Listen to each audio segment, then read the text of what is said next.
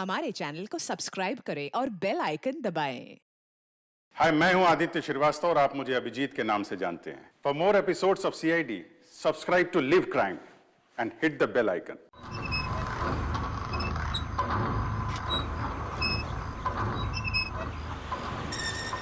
Oh my God यार, ये जगह कितनी सुंदर है।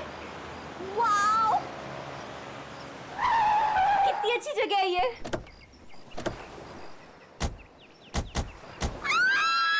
यहाँ मैं और आयशा रहेंगे। वाओ, थैंक्स करण। इतना तो मैं कर सकता हूँ ना तुम लोग के लिए। अब तुम्हें और आयशा को उस सड़े हॉस्टल में रहने की कोई जरूरत नहीं। बिल्कुल सही कहा करण। वैसे करण, मधु, मुझे लगता है ना कि जिस दिन तुम्हारी और मधु की शादी हो जाएगी ना, उस दिन तुम तो मधु को पूरा के पूरा मोहल्ला ही गिफ्ट में दे देने वाले हो।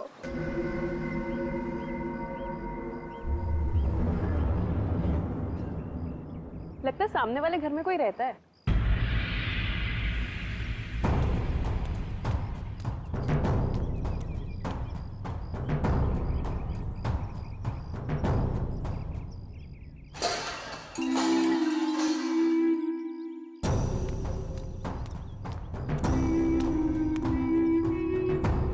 हाय, आई एम मधु। ये आयशा, हम आपके पड़ोसी हैं। हाय। और आप? मैं सामने के घर में रहता हूँ अपनी माँ के साथ। मेरा नाम विनय है और वो खाना अच्छा बनाती है। अब वो कौन? मेरी माँ खाना अच्छा बनाती है। तुम कौन हो? मैं करण हूँ, मधु का बॉयफ्रेंड। बॉयफ्रेंड गर्लफ्रेंड बॉयफ्रेंड गलत बात है। नहीं, माने कहा है बॉयफ्रेंड गर्लफ्रेंड, गलत बात है। विनय,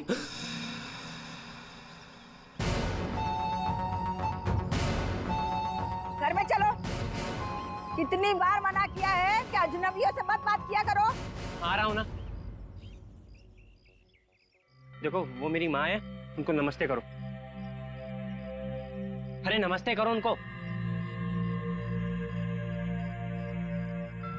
इधर आओ, इधर आओ। अंदर चलो।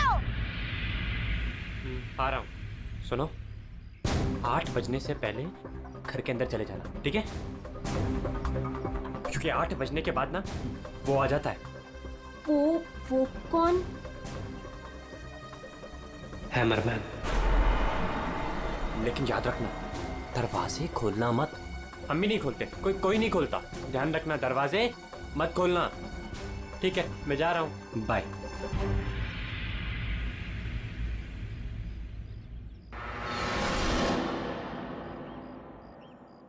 दिमाग खराब है इसका यार। इसकी माँ से बांध कर क्यों नहीं रखती है?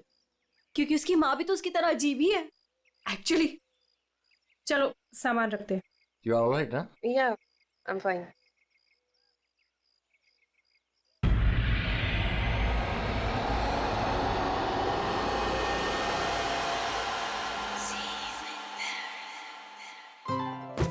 So beautiful. Thanks Karan, you really love me. अच्छा गाइस, सुनो ना, हम ना यहाँ पर एक कल गेट टुगेदर पार्टी करते हैं। What say? हाँ, कुछ भी करो यार, ये घर तुम्हारा ही है। और ये रही घर की चाबियां। एक सेकेंड, एक चाबी मैं रख लेता हूँ, क्या पता कब जरूरत पड़ जाए। आयशा, एक चाबी तुम भी रख लो। ये लो। Thanks. ओह नो, क्या हुआ? 6:40 हो गए। मुझे सर्विस सेंटर जाना था अपनी कार लेने, और उसके बाद फिर माँ को भी मिलने जाना है। करण, एक मिनट रुको। मुझे रास्ते में अपनी कजिन क्या ड्रॉप कर दोगे? वो प्रोजेक्ट कंप्लीट करना है मुझे। अरे तुम मेरे साथ चलोगी तो मधु का ख्याल कौन रखेगा? करण, मैं अपने घर में हूँ, जंगल में नहीं हूँ। तुम आयशा को लेकर जाओ, don't worry, I will be fine. Are you sure? Yes. Thanks Madhu. लेकिन मधु, अंदर से दरवाजा बहुत अच्छे से बंद कर लेना। ओके, ठीक है, चलो बाय। कौन है?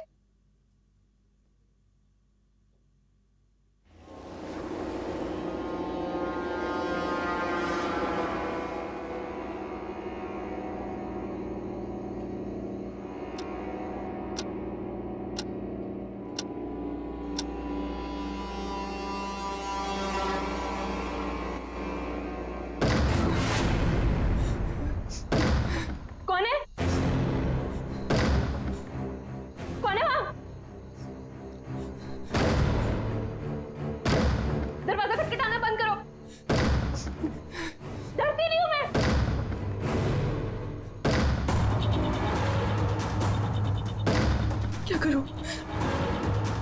यार करण को फोन करती हूँ।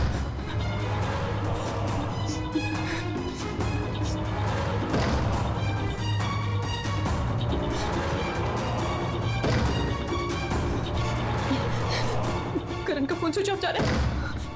आयशा को फोन करती हूँ।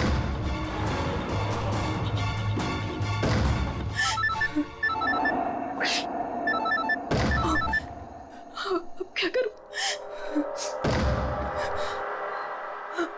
अंधेरा करती हूँ।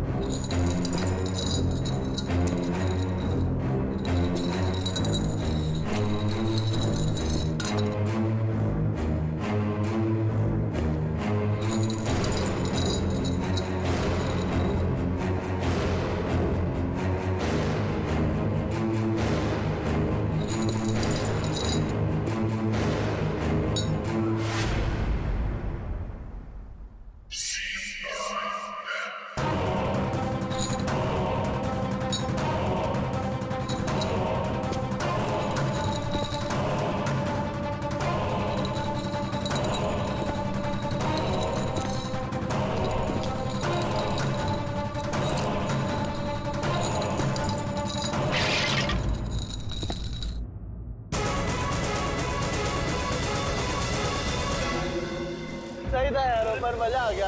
कल रात को तो क्या मस्ती मारी यार। अरे पूछो मत यार, मजा आ गया था बहुत। बस रोक दो भैया, रोक दो। Thank you. अरे मधु ना आज मेरी जान ही ले लेने वाली है। एक तो मैं अपना फोन भूल गई, रात को घर भी नहीं आई। लगता है आज तो वो मुझे ना पक्का इस घर से निकाल ही देने वाली है। अरे अगर वो तुझे घर से निकाल देगी तो हम तुझे घर के अंदर फिर से डाल देंगे। क्यों अभी? ओहो मैडम, घर से तो तब निकलोगी जब घर के अंदर जाओगी। जाओ, डोरबेल बजाओ, मधु को लेके लंच पे जाना है, वीकेंड की प्लानिंग करनी है। गो फास्ट। जा रही हूँ। और जल्दी आओ।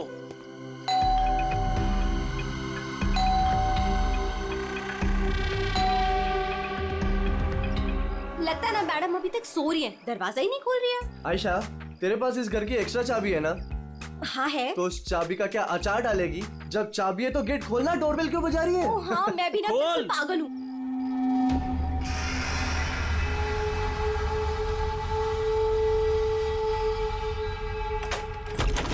मधु, अरे मधु, कब तक सोएगी? उठ, मधु, मधु, मधु, अरे उधर देखो यार।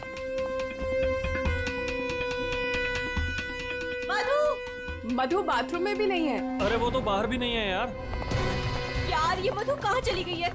मुझे बहुत टेंशन हो रही है। तू ठीक तो होगी ना? मधु, मधु, मधु, मधु,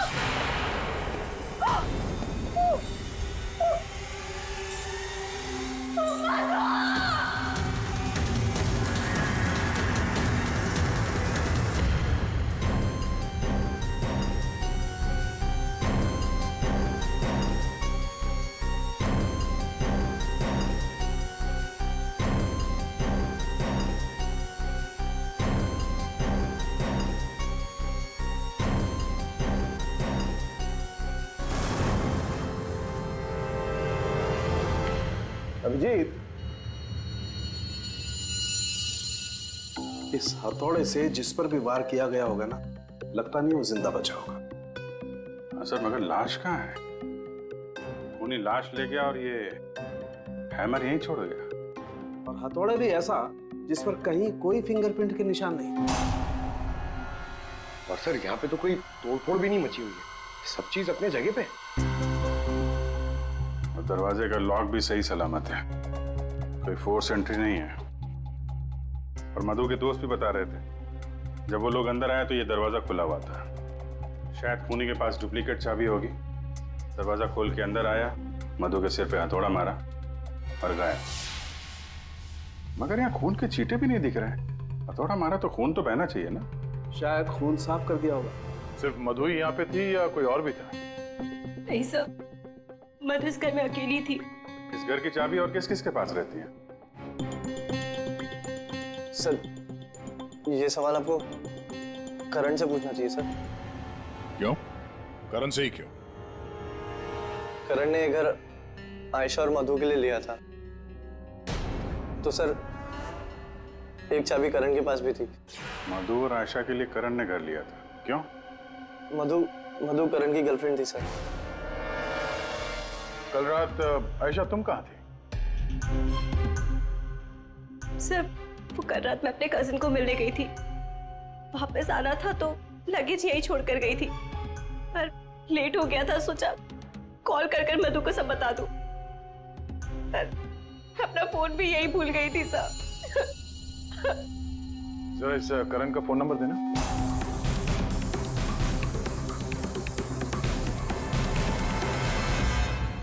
सर ऑफ। वो मेरे पास उसकी मम्मी का नंबर है। कल करण जब मुझे कजिन के यहाँ छोड़ने गया था तो कह रहा था कि वो घर जा रहा है मम्मी के पास।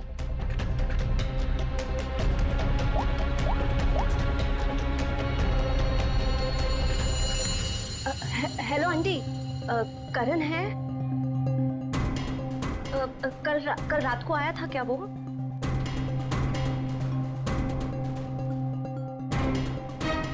नहीं आंटी, कुछ नहीं, हो सकता है मधु के यहाँ गया हो। मैं आपको बाद में कॉल करती हूँ। तो करण कल रात अपने घर भी नहीं पहुंचा और यहाँ भी नहीं आया। सर मुझे आपको एक बात बतानी थी। वो हमारे नेबर्स जो है ना, उन्होंने कहा था कि यहाँ पर एक हैमरमैन आता है रात को, तो कहीं उसने ही तो कुछ नहीं कर दिया। हैमरमैन? किसने बताया तुम्हें ये? कौन है ये? विनय बेटा, कोई आ रहा है? हाँ माँ, कोई याद हो रहा है।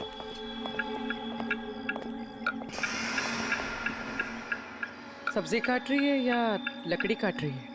काट वहां रही है, आवाज यहाँ तक आ रही है। रमोला जी, आपने कल इनसे हैमरमैन के बारे में कुछ बोला था क्या? आप ऑफिसर है, उस घर में कुछ हुआ है क्या?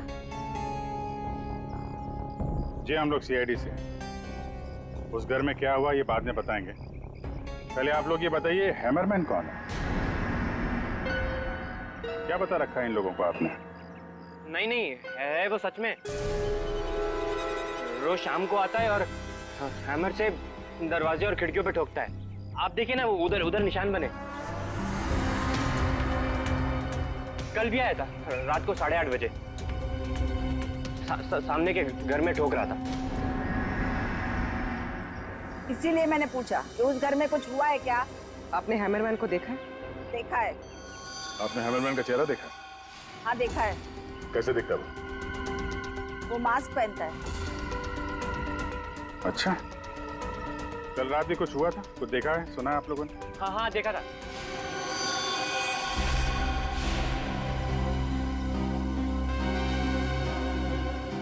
रमोला जी, अभी आंख दिखाने से कोई फायदा नहीं। बोलो, क्या देखा था तुमने?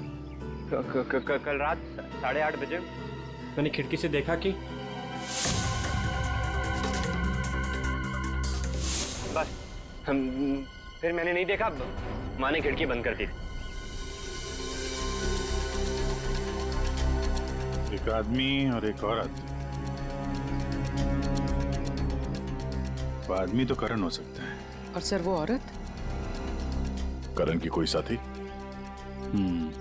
दोनों अंदर गए, मधु का खून किया और लाश लेके पीछे के रास्ते से निकल गए।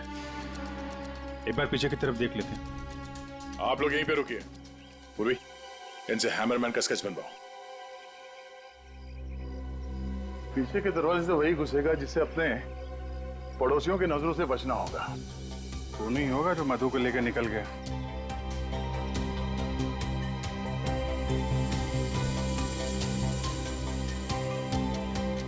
ऐसे कैसे हो सकता है कि कोई भी निशान नहीं छोड़ा?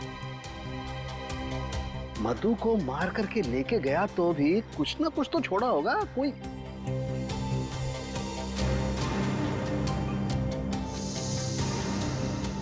एक मिनट, ये क्या है?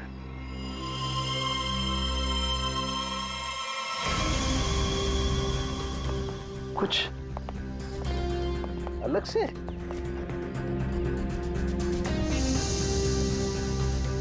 नी मिट्टी यहाँ पे?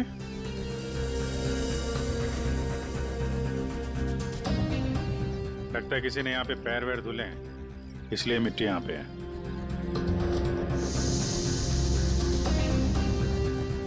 अभिजीत, ये मिट्टी में जो है ये बहुत खास है। ये देखो, इस मिट्टी में एल्गी है। शैवाल?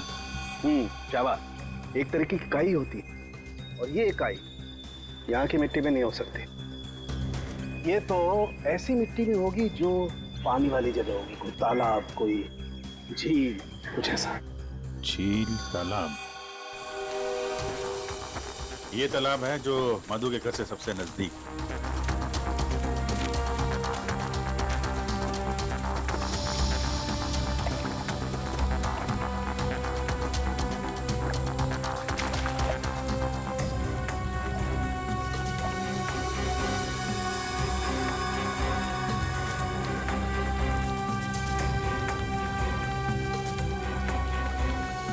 गया अभिजीत, ये देखो, यही कीचड़ वाली मिट्टी उस मधु के घर में है। इसमें भी वही एल्गी है, वही काई। तब तो ये मिट्टी अपने आप तो नहीं आई होगी ना, कोई ले गया होगा यहाँ से। अरे यार पंकज, जो आदमी इस तालाब से मधु के घर गया होगा उसके जूते के साथ चली गई मिट्टी। अब गया तो वही होगा जिसके पास मधु के घर की चाबी थी।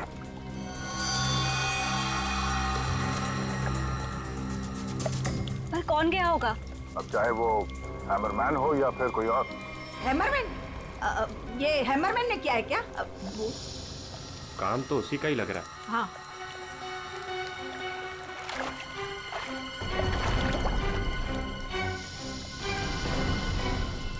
हाँ, वहाँ नीचे कुछ दिख रहा है।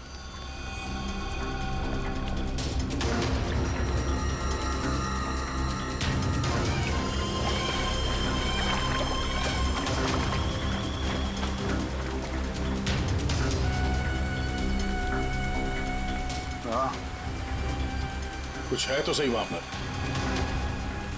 डाइवर्स को बुलाते हैं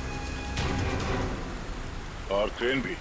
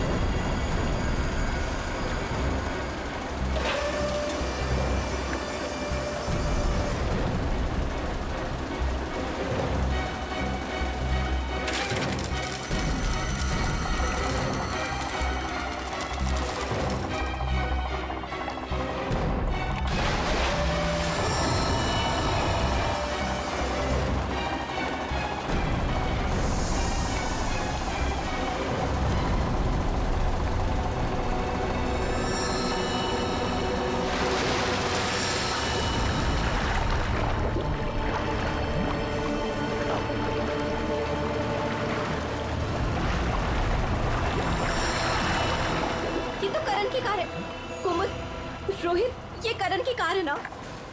पर करण अपनी कार इस तालाब में क्यों फेंकेगा? हो सकता है हैमरमैन लेकर आया हो। करण की कार का नंबर और इस कार का नंबर दोनों सेम है।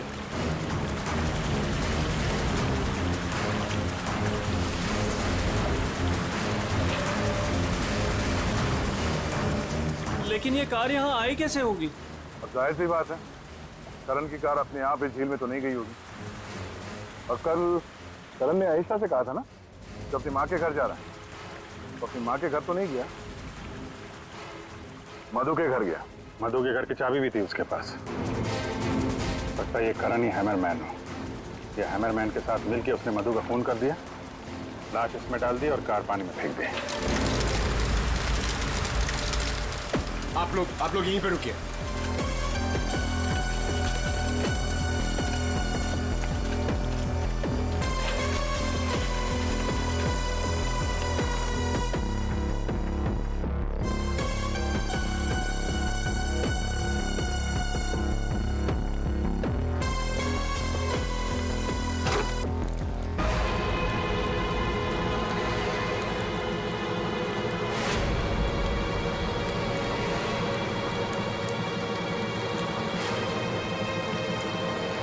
नो, ये तो करण है।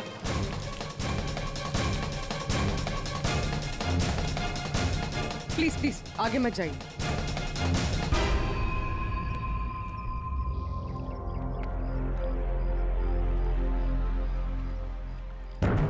खोपड़ी बुरी तरह से टूट गई है। किसी भारी चीज से मार किया है। थोड़े से ही मारा होगा। हैमरमैन ने मारा है। सर मतलब हैमरमैन ने करण को मारकर लाश गाड़ी में डाल दी और गाड़ी तालाब में फेंक दी। फेंका नहीं पूर्वी, इधर ढलान पे धक्का दिया और गाड़ी सीधा झील में। सर मगर अगर गाड़ी को धक्का मार के वहां तालाब में डाला है तो फिर ये नॉर्मल पतला दुबला आदमी नहीं होगा सर। ये हैमरमैन बहुत तगड़ा होगा सर, हट्टा कट्टा। या फिर 2 लोग होंगे। अब ये करण तो मिल गया, मधु को ढूंढना है।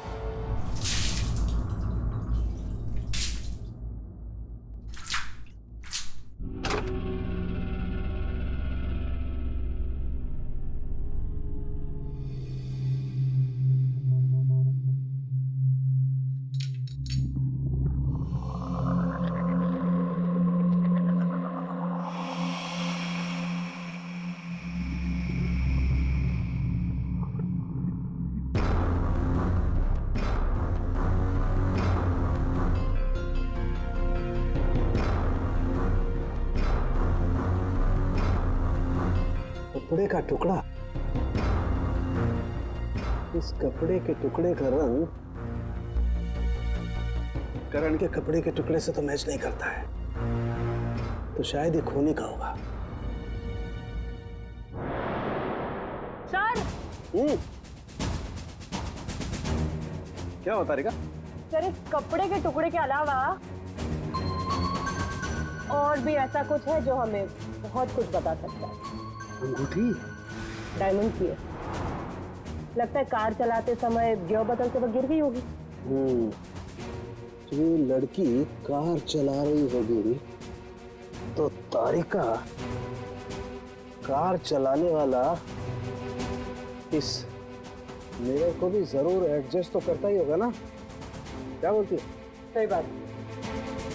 तो फिर ये मिरर भी कुछ ना कुछ कहानी जरूर बताएगा।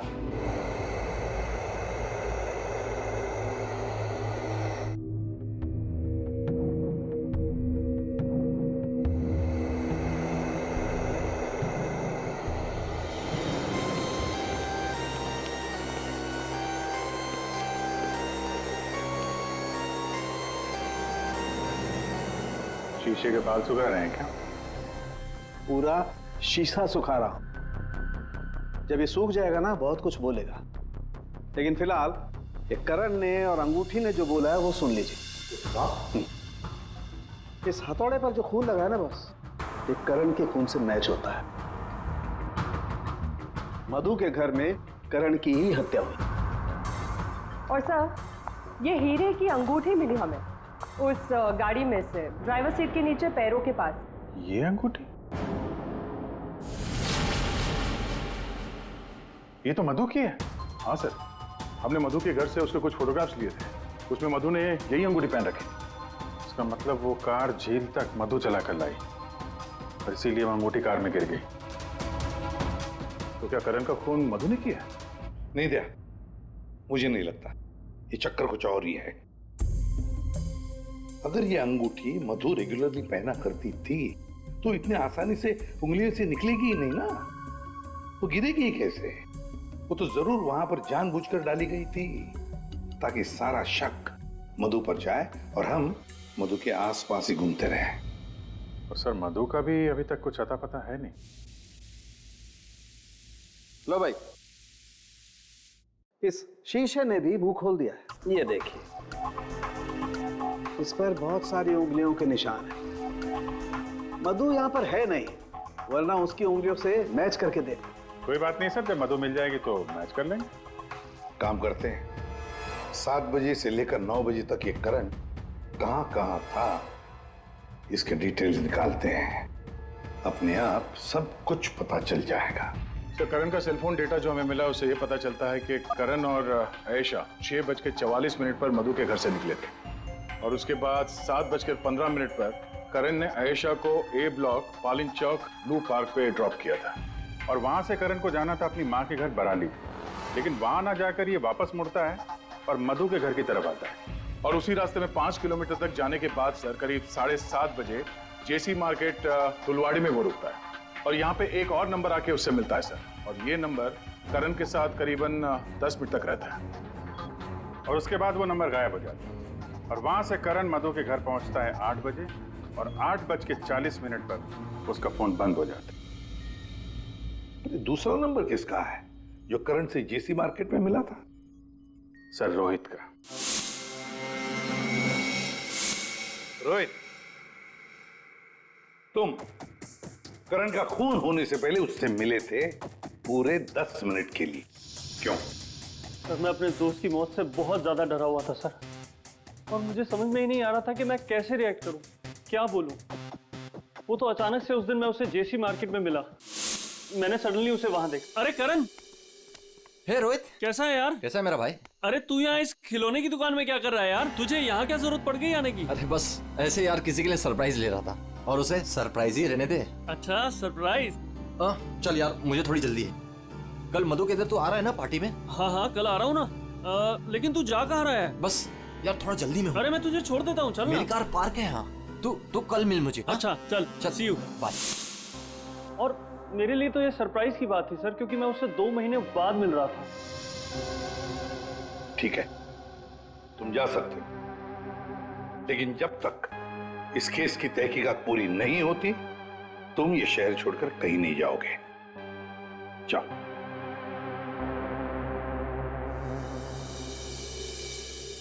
बड़ी अजीब बात है, ये करण अपनी मां से मिलने जाता है लेकिन वहां नहीं जाता है खिलौने की दुकान में।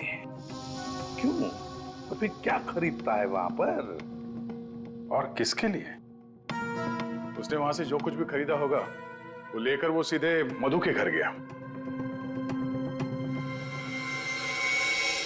तो कहीं उसने वहां से ये मास्क तो नहीं लिया? और वहां से वो मधु के घर पहुंच गया जहां पे हैमरमैन उसका इंतजार कर रहा था, जिसने खून कर दिया उसका। अब ये तो कुमुद ही बता सकती है। कुमुद? सर आखिरी बार करण की बातचीत फोन पर कुमुद से हुई थी और विनय ने भी बताया था सर कि उस रात हैमरमैन के आने से पहले घर के बाहर उसने गाड़ी के हेडलाइट पे 2 लोगों को देखा था सर, एक लड़का और एक लड़की, और उस लड़की के हाथ में कुछ ऐसा था जो चमक रहा था। सर कुमुद के हाथ में भी एक ब्रेसलेट है, वही चमक रहा होगा। ये कुमुद और करण होंगे घर के बाहर।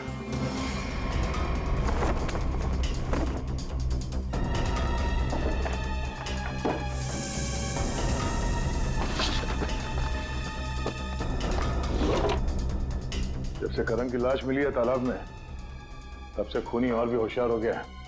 सर लगता है ये टीम बहुत छोटी है सर, कुमुद, मधु और ये हैमरमैन। सर लेकिन ये हैमरमैन मिले तो सही, अभी तक तो सिर्फ उसका हैमर ही मिला है तो उसने हमारे लिए छोड़ा है। मैन तो गायब ही है। सर ये कुमुद तो भागने की तैयारी से घर से निकली, सारे कपड़े लेकर भागी और उसका मोबाइल भी स्विच ऑफ आ रहा है। अरे ये कहां से आ गए यहाँ पे? कौन कहां से आ गया? ये देखो, इसका मतलब है ये कुमुद रमोला और विनय को पहले से जानती थी। एनवेलप पे डेट पिछले महीने की है और ये कुमुद बोल रही थी कि ये रमोला और विनय को पहले कभी मिली ही नहीं। तो कहीं ये माँ बेटे रमोला और विनय इस पूरे साजिश में शामिल तो नहीं? मिलते हैं माँ बेटे से।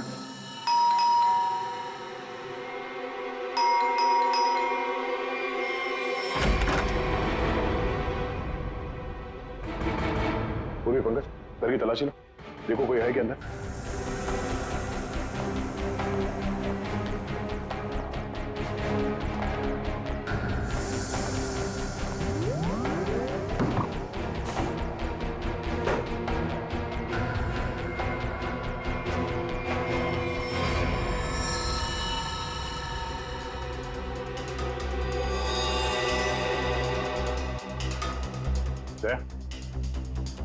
हाँ, ये दीवार देखो यार,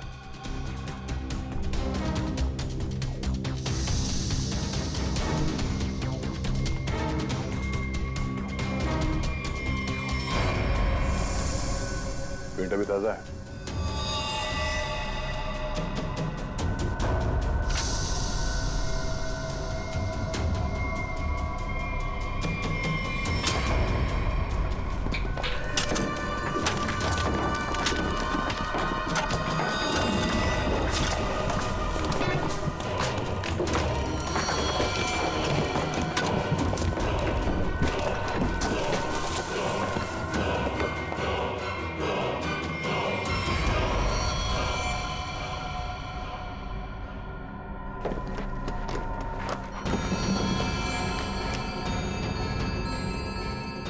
ये तो मधु है, मार के गाड़ दिया दीवार के अंदर, इसीलिए हमें ये कहीं मिल नहीं रही थी।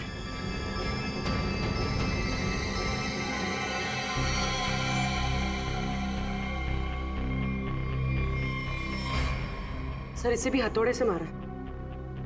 इसके सर पे भी वैसी ही चोट है जैसे करण के सर पे थी।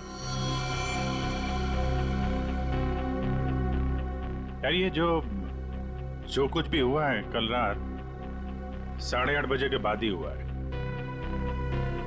बारिश के दिनों में ये दीवार इतनी जल्दी सूख कैसे गई? दीवार के प्लास्टर को सुखाने के लिए कहीं से हीटर या इंडस्ट्रियल हीटर मंगाया होगा। सर अभी यहाँ पे रास्ते पे मोड़ पे मैंने एक वो जो इंडस्ट्रियल इक्विपमेंट भाड़े पे देते ना सर, उसकी दुकान देखी थी सर। जाके पता करो। टोनी है बहुत चालाक, अच्छी प्लानिंग कर रखी थी। उसको मालूम था कि मधु यहाँ सामने वाले मकान में रहने आने वाली है। और यहाँ पे हैमरमैन होने का अफवाह फैला दिया ताकि शक उस पे नहीं हैमरमैन पे जाए। और तीनों फरार हैं, रमोला, विनय और कुमुद। सर मैंने इंडस्ट्रियल हीटर के सप्लायर के बारे में पता किया। इनको रमोला और विनो के बारे में पता है, इन्होंने ही सप्लाई किया था वो हीटर। अच्छा, अब जरा ये फोटो देखिए, यही माँ बेटे आए थे आपके पास? हाँ सर, ये तो मेरे बहुत पुराने ग्राहक हैं। पुराने ग्राहक? जी सर, वो मेरे पड़ोस वाली दुकान से नाटक का सामान लेते थे भाड़े पर। और सर ये कोई किराएदार नहीं है, ना ही माँ बेटे, एक नंबर के फ्रॉड हैं, फ्रॉड। अपने आपको एक्टर बताते हैं सर। आपको पता है ये दोनों कहाँ रहते हैं?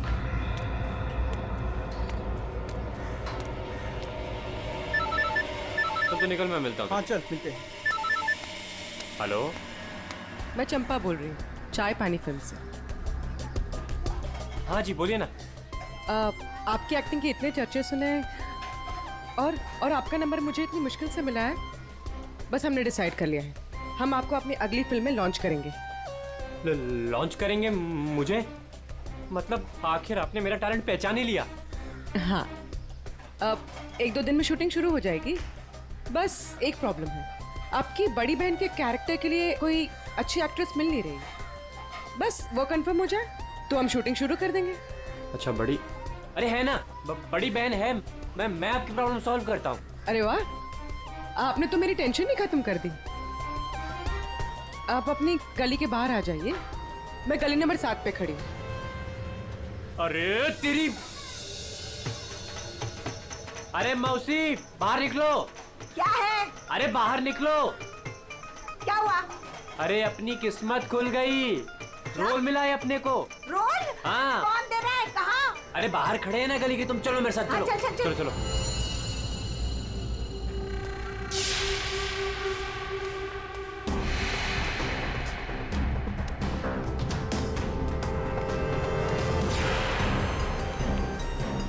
CID?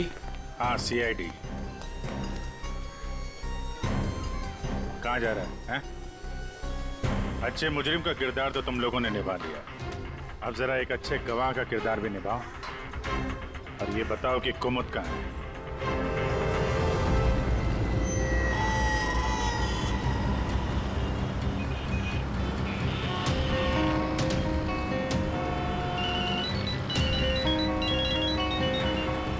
अरे तुम यहाँ हो, मैंने ध्यान ही नहीं दिया। तुमने क्यों कॉल किया मुझे? सब जानते हो फिर भी। अब मैं क्या करता? सीआईडी बुलाएगी तो क्या आना ही पड़ेगा। सीआईडी? तुमने मुझे सीआईडी के कहने पे यहाँ बुलाया? मैडम आप बहुत स्मार्ट है, लेकिन हम आपसे ज्यादा स्मार्ट है। सर आप मेरी बात सुनिए। नहीं, बात सुनेंगे आपकी, लेकिन ब्यूरो चल के सुनेंगे। चलिए। कहाँ भाग रही मैडम? पैदल ही जाएगी क्या सीआईडी ब्यूरो तक? गाड़ी लाए हम तुम्हारे लिए, चल। और कितना इंतजार करना पड़ेगा? आखिर कोई बताता क्यों नहीं कि हुआ क्या है? जरूर बताएंगे आयशा जी, जरूर बताएंगे, लेकिन इससे पहले कि हम बताएं, तुम हमें बताओ कि हुआ क्या था। मैं? मतलब ये कि आप और मधु एक नए घर में शिफ्ट होती है जहां पहले से ही कुछ गड़बड़ चल रही होती है। ऐसे में आप मधु को उस घर में छोड़कर अपने किसी कजिन के घर चली जाती हैं और तो और अपना मोबाइल फोन भी वहां रख के जाती है ताकि मधु तुमसे तो मदद ना मांगे। अजीब है ना? सर, मधु मेरी बहन जैसी थी, उसके साथ कुछ गलत करने के बारे में मैं सोच भी नहीं सकती हूँ। अच्छा, बहन जैसी थी? बहन तो नहीं थी ना? हाँ? अबीर, इस पूरे इन्वेस्टिगेशन में किसी ने तुम पर एक बार भी शक नहीं किया, क्यों? जो भी पूछा उसके बारे में तुम्हें कुछ पता ही नहीं। और जब मधु का खून हुआ उससे ठीक पहले तुम्हारा मोबाइल फोन स्विच ऑफ। कोई तुम पर शक क्यों करेगा? सर आप मुझ पर गलत इल्जाम लगा रहे हैं सर। मैं तो आयशा और मधु से सिर्फ 4 दिन पहले मिला था। मैं ऐसा क्यों करूंगा सर? और सर मेरा फोन पानी में गिर गया था, इसके लिए वो स्विच ऑफ है। हाँ, पानी में गिर गया था, उसी झील के पानी में जहां से करण की डेड बॉडी मिली थी। सर ये सारा प्लान तो विनय और अमोला ने सेट किया था।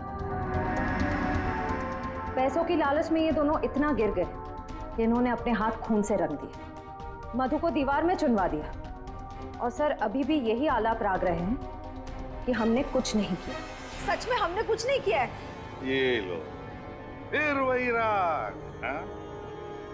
फंस गए थे हम। आपको हाँ कहते तो भी फंसते और ना कहते तो भी फंसते। एक्टिंग करने हमें नहीं मालूम था इतना कुछ हो जाएगा। तो आप लोगों के हिसाब से मधु और करण का खून हम लोगों ने किया है? उन दोनों का खून तुम लोगों ने नहीं किया है, उन दोनों का खून किया है हैमरमैन ने। और वो हैमर हमारे पास है।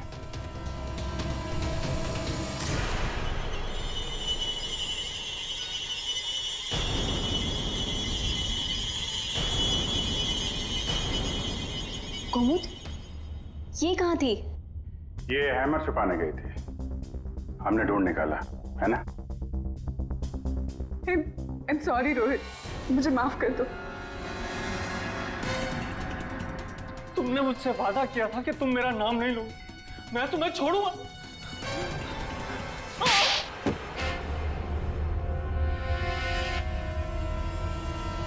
हाँ मैं हूँ हैमरमैन। क्यों मारा तुमने उन दोनों को?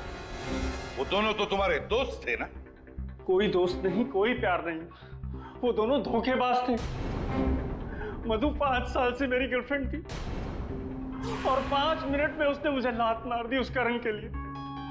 जानते हैं क्यों? क्योंकि उसके पास पैसा था और उसी समय मैंने डिसाइड किया कि मैं उससे बदला लूंगा, उन दोनों से।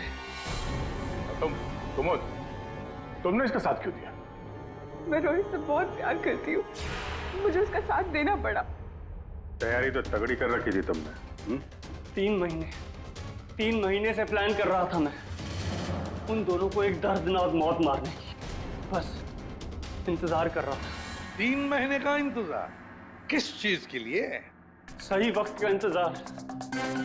और वो सही वक्त तब आया जब मुझे करण ने मधु के लिए घर ढूंढने के लिए कहा और उसे मैंने ये वाला घर दिला दिया और उसके बगल वाला घर मैंने कुमुद के नाम से रेंट पर ले लिया और वहां इन दोनों घोचुओं को रखा, इन बेवकूफों को।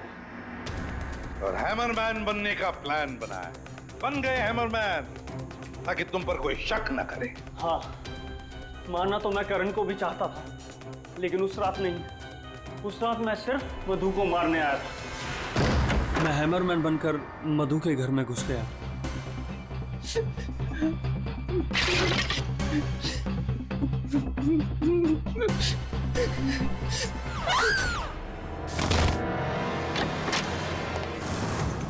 और मुझे इस बात का बिल्कुल भी अंदाजा नहीं था कि करण भी वहां पर आ जाएगा।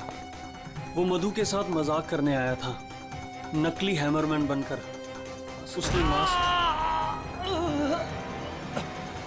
जब मैंने उसे मार दिया तब मुझे पता चला कि वो दरअसल करण ही था। मैंने कुमोद, रमोला और विनय की मदद से दोनों लाशों को ठिकाने लगा दिया। रोहित जी, ये हथौड़ा हमें ना भी मिलता ना, तब भी तुम बच नहीं सकते थे, क्योंकि करण और मधु ने मरने के बाद भी हमें बताया कि खूनी तुम हो। रोहित, कुमुद, रमोला और विनय, तुम सब ने मिलकर मधु और करण का खून किया है। अब जेल में बैठकर हैमरमैन की नई नई कहानियां सुनाते बैठना इन सबको, तब तक फांसी का ऑर्डर तो आ ही जाएगा।